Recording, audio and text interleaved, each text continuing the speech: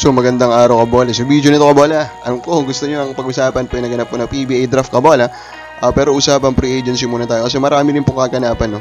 Dito po sa free agency kabola. So dito muna tayo especially with the Meralco Bolts kabola. So mga hindi pa nakasubscribe, pakipindot naman po yung subscription button. Let's start po with the big news kabola. Chris Newsome was extended po by the Meralco Bolts. Of course, we are very happy to see po independent team na win ang Galawan, di ba? Meralco Bolts, di ba? Kahit I know, MVP group po sila, pero pag titignan mo po yung mga Galawan nila kabola, tatanungin kita, may pinpoint ka ba kabola kung saan tinake advantage nila yung farm team kabola ng MVP group, di ba?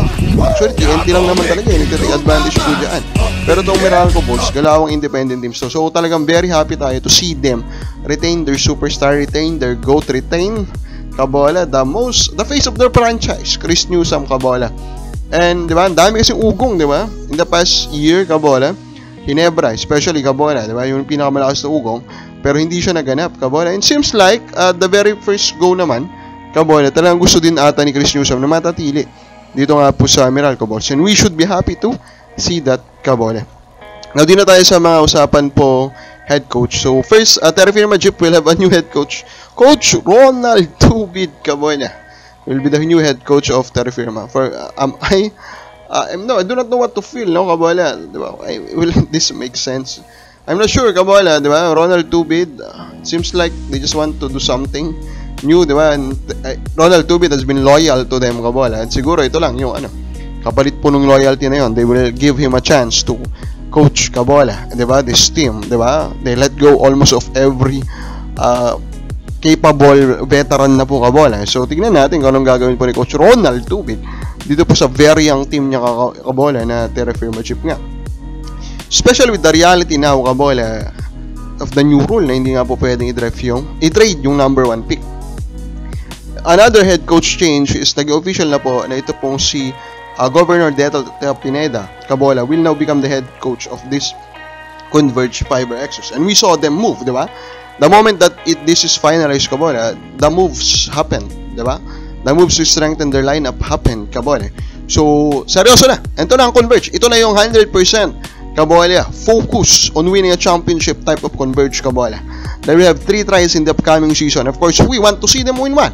Kabola, are they capable of winning one already kabola, even though they're very young? For me, especially in the import conference, they can find an import that can make it happen kabola, that will connect this young core kabola into a championship core kabola. So they do have what it takes now to win a championship.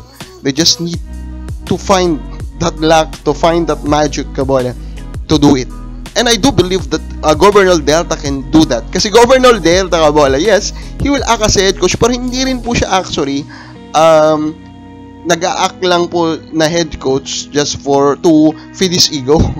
Yeah, he is named as a head coach, pero actually marami po siyang kasama dyan. May dalawa nga po siyang bagong kasama daw dyan na Serbian. So I mean, this guy is smart, this guy is the strategic kabola in becoming a head coach kabola.